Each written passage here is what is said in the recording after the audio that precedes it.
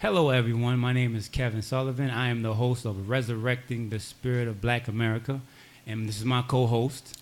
David Rogers. And we're here today to talk about creating a new perspective for Black America.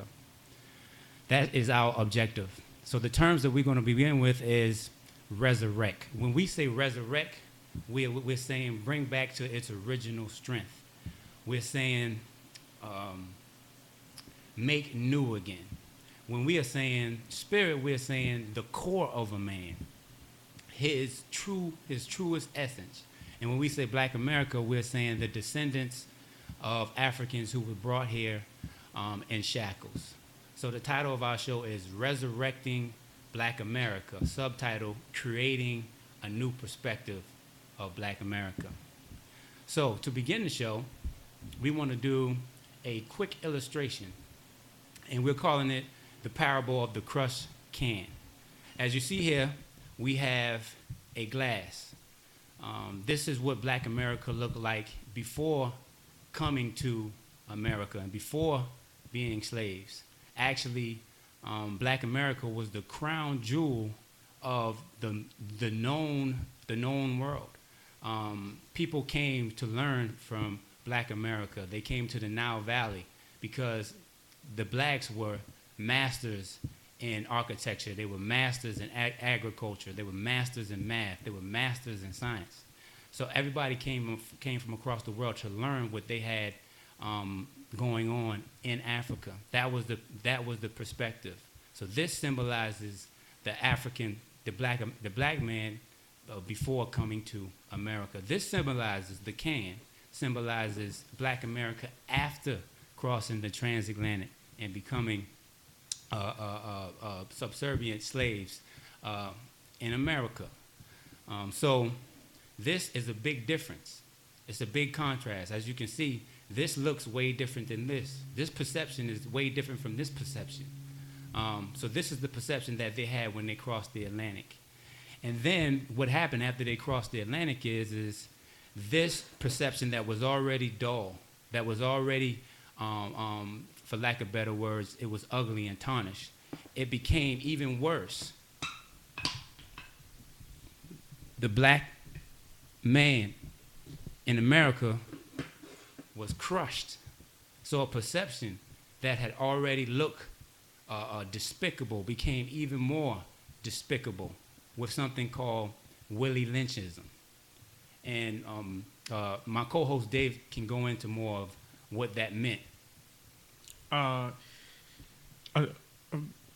Willie Lynchism, it stems from a person named Willie Lynch. Now, whether or not there is a debate within the so-called conscious community or whether or not Willie Lynch was real, the concept of Willie Lynch stems from 1970 newspaper in St. Louis, where there was a document showing a speech from the 1700s, and through scrutiny by historians, they found that the document may not have been real. So that right now there's the ongoing debate that stems all the way back from the 70s of whether or not the Willie Lynch letter was real.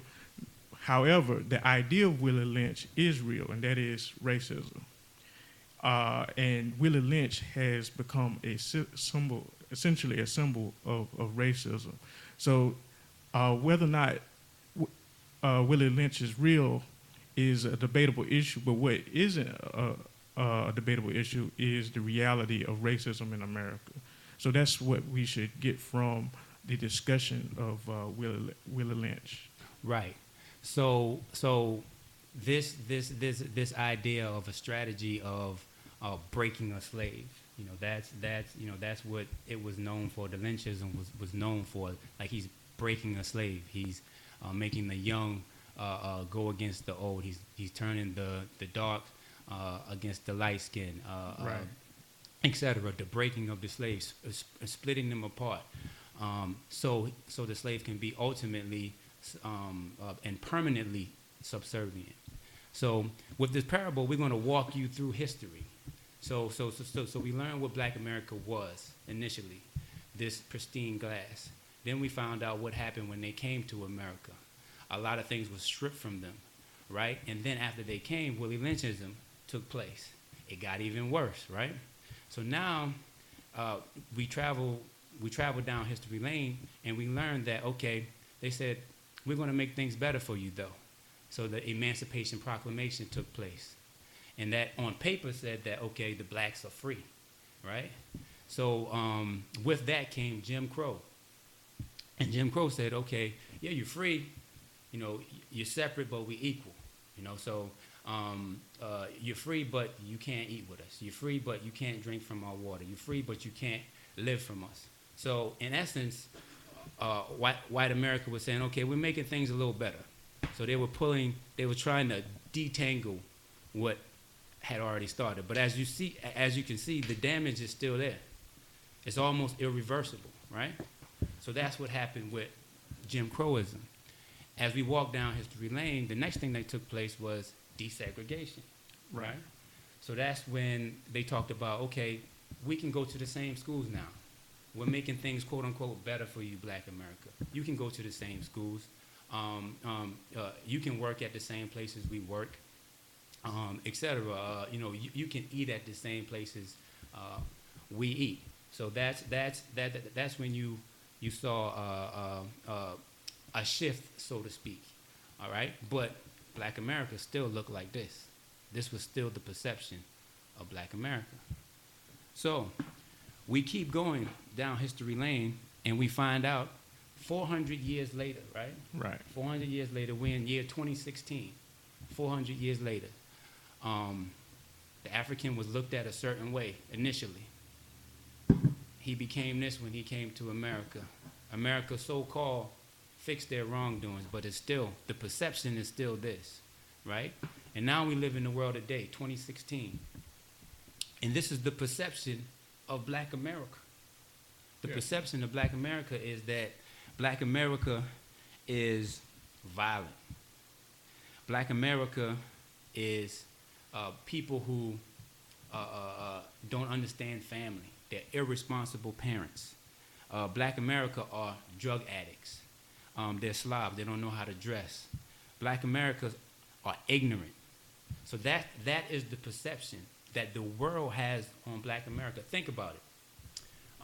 When you hear or when you see Italians, the first thing we're programmed to think is that they are a family-oriented nationality. It's all about the father, the mother, Right.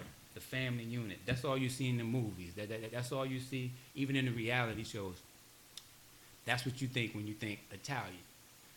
When you think Jew, you think, okay, they are the lawyers. They're the smart one. They're the businessmen. They're the one that got all the money. Even right here in Baltimore City, there is a place called Park Heights. That's where all the Jews, they, for the most part, live there. That's their community. They have their own recreation centers. They have their own schools. They all politic together, playgrounds, etc. That's where they congregate, for the most part. So that's what you think of the Jews when you hear a Jewish person, when you see Right. a Jewish person. That's what you think Right. initially. That's the perception you have of them, Right. right? Whether right or wrong, that's what is perceived of them. The same thing with the Italians. Whether right or wrong, that's what's perceived of them. And then you have the Chinese. And then you have the Chinese. Whether right or wrong, this is what we perceive of them. We Absolutely. perceive them to be the ones that are about technology. You know, the great creators, the most intelligent ones. You know, those are the type of things that we think of these groups, right? But as I explained, this is the type of things, this is still the perception of Black America. They still view us in this light. Right. Yeah, they'll say, you know what, we have some great entertainers. They can Yeah. can make us laugh. You know, they can sell a good movie. They're some of the best athletes in the world. They're great Olympians. They can say that about us, but this is still the perception. And why is this still the perception? This is still the perception because this is how Black America is viewed. And this is how it should be viewed. So this show is about creating a new perspective. We are resurrecting the spirit of Black America, right? So we fast forward to right now, and Black America is dealing with some of the most trying things you can imagine these days. Every other day, every other week, we hear about an unarmed Black man, right, being gunned down for no reason or for no apparent reason. So we're here today to talk about policing in America since the Emancipation Proclamation, right? When you think about it, after they said, okay, you're free, you're no longer slaves, you are free to do what you want to do, even though it's still in the Constitution as you being 3/5 of a human being, we're still calling you free. But the same overseer that was in the plantation became the sheriff of that town. Right. Right? Right. He became the law in that region. Right. Right? So he was supposed to protect and serve the same person that he belittled, the same person that his grandfather or his great grandfather had as a slave, and they did some horrendous things to him while they were slaves. So the question is can a wolf really protect the sheep? Is that even possible?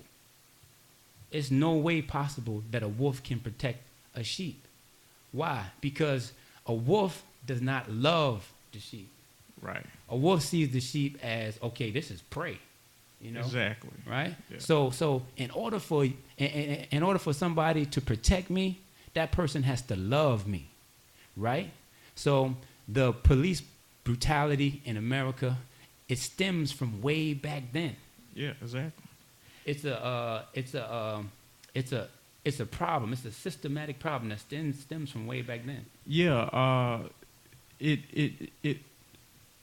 we look at the psyche of America, but particularly white America, there is deeply embedded this idea of the other, and this is what you see played out in the streets of the cities across America in regard to the interaction between police and Black people, but particularly Black males. This idea of the other.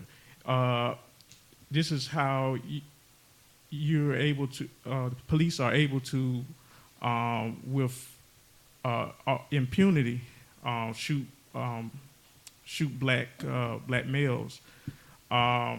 Because they don't really, a lot of the police don't really perceive these men as a part of them or as a fellow U.S. citizen. They see them as an other. And this is has become a significant problem in terms of the interaction between police and Black people in the United States. Yeah. So when this took off back in the early 1600s, right?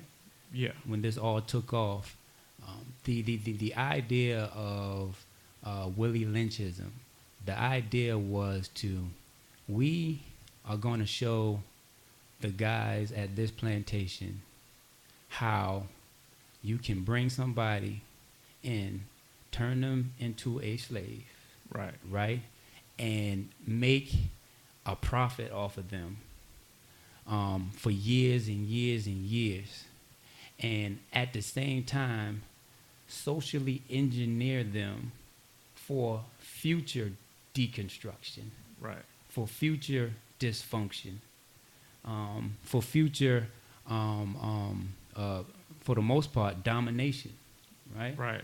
So these things instituted You find people today. There was actually a woman on TV earlier in the week. She was like, she was like, well, if you're black and you're in America and you're not successful today, it's your fault, right?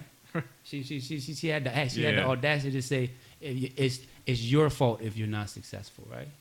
Not quite understanding that there is years.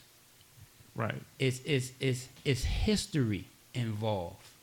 It's social engineering involved. Exactly. Right? Yeah. So we were talking about the housing situation, Yeah. right?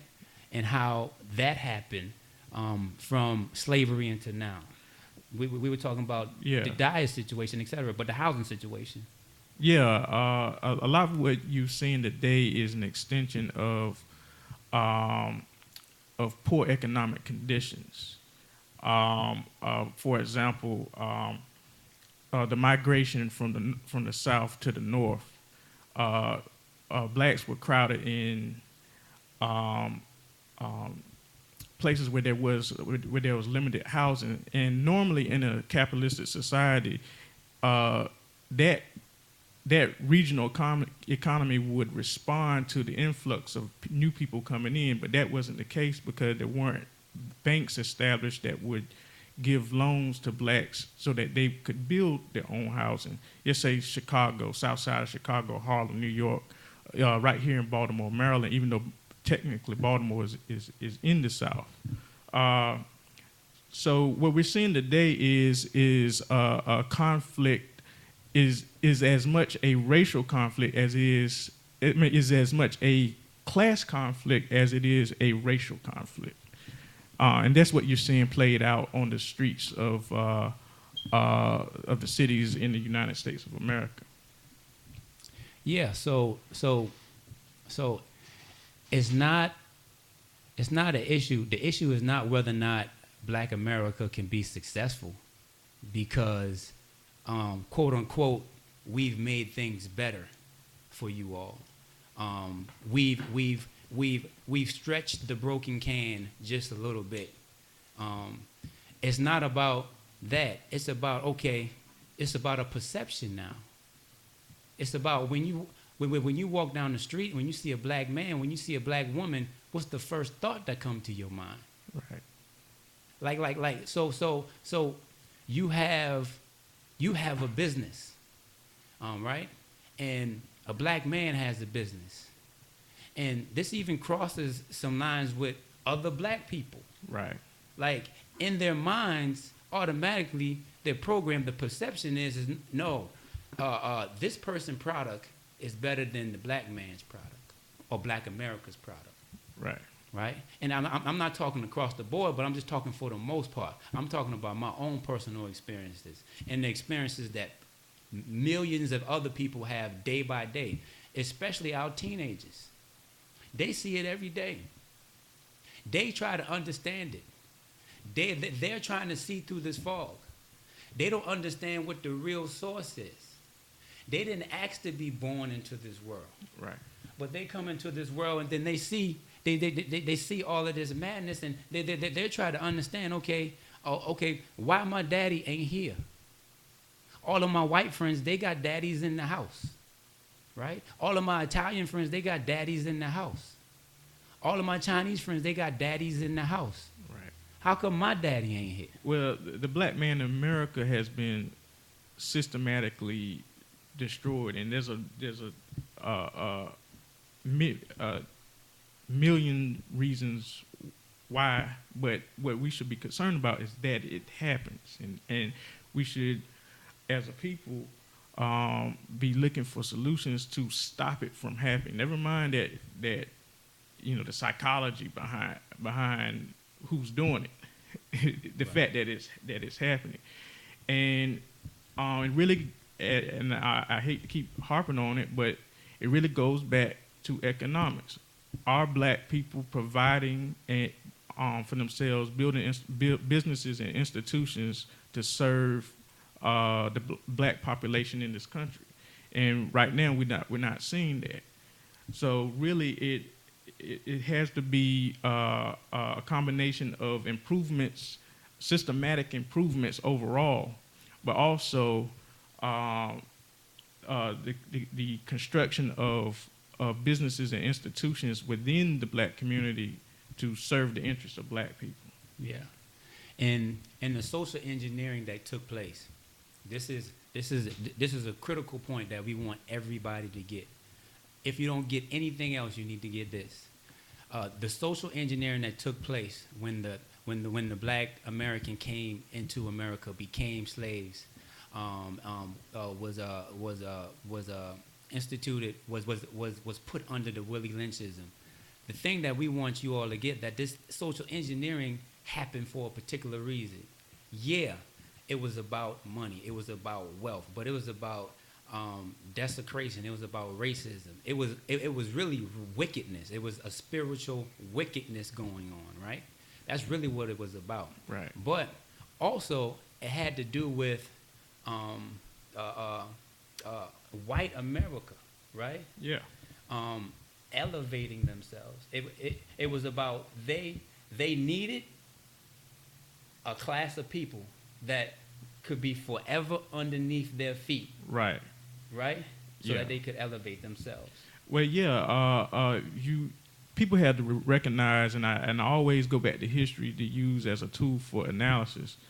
White people oppress white people first. So when America was developed and slaves were brought over, you had a convenient group of people that could be enslaved that looked different, so that you can have an easy way to identify who was a slave. So you had an attachment of status to physical phenotype that you didn't have in Europe. See, if a white guy's a slave, he can just run away and change his entire identity and become a successful person. There are stories of that in history. But with blacks, now you have an attachment to your physical being you have an attachment of low status to your physical being that persists today. Right. So this is the initial discussion that me and David are having, and a few other people that we know are having. But this is a discussion that we want to travel around the world. Right. We want this parable to travel around the world.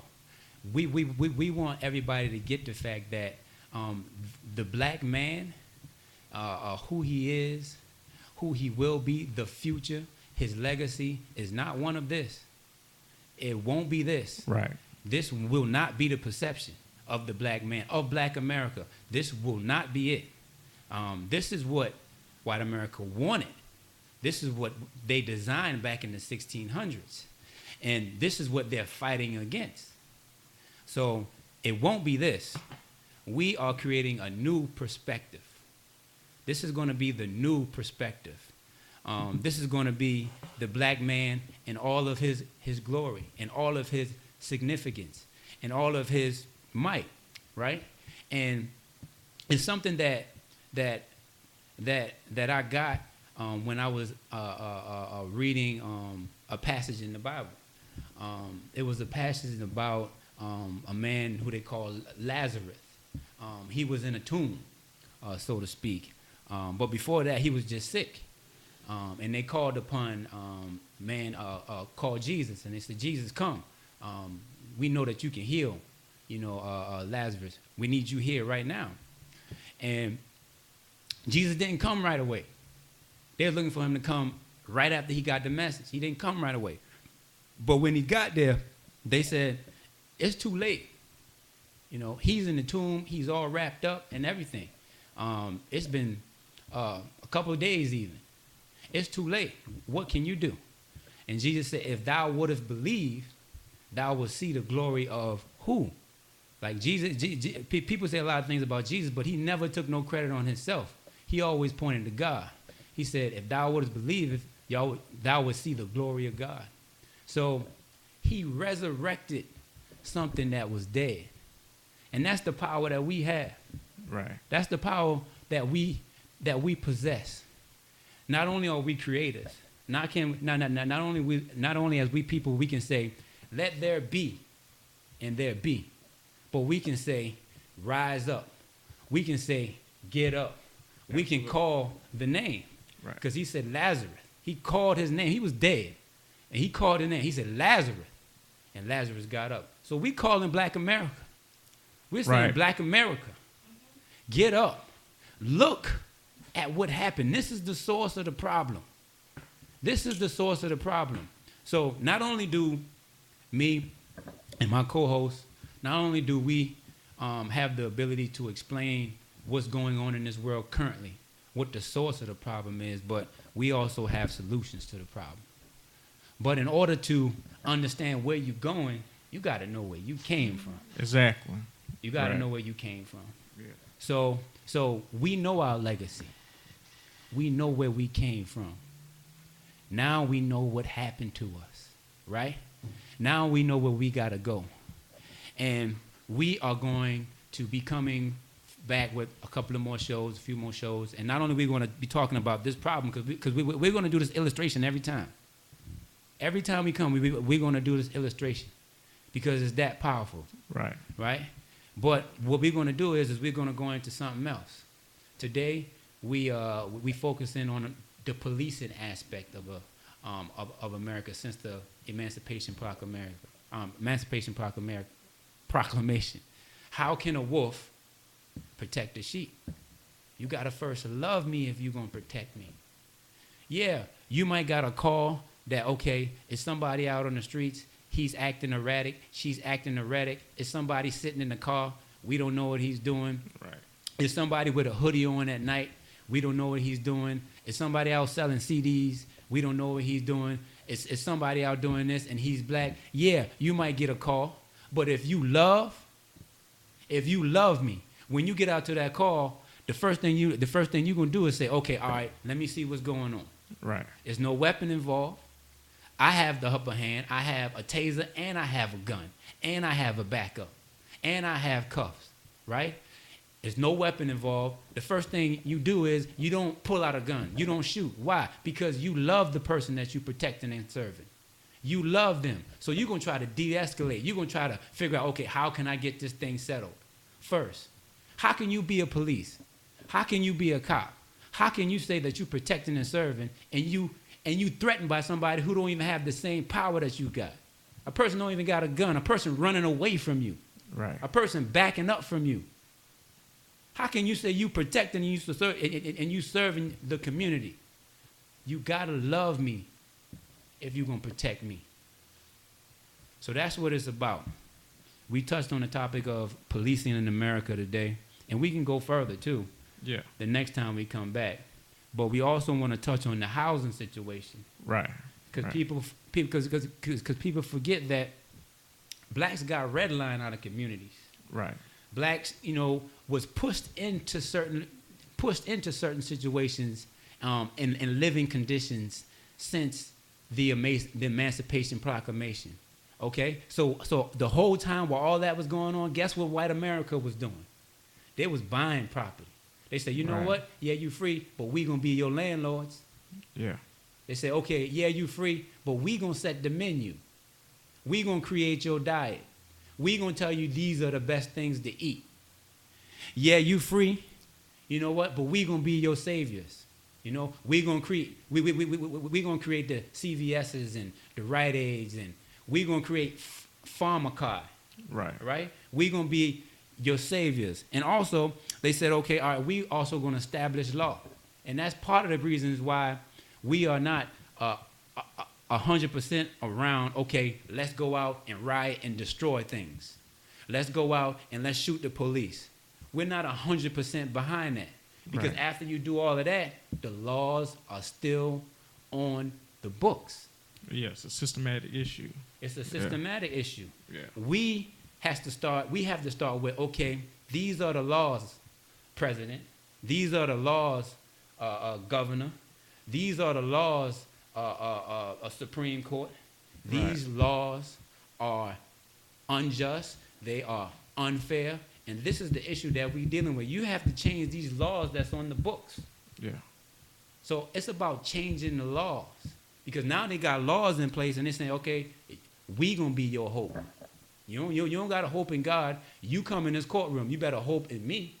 You better hope in this prosecutor. But the laws are different. So we're going to be talking about police. We're going to be talking about the Black America's diet. We're going to be talking about Black America's housing situation and Black America's education, because it's all a systemic problem. Exactly.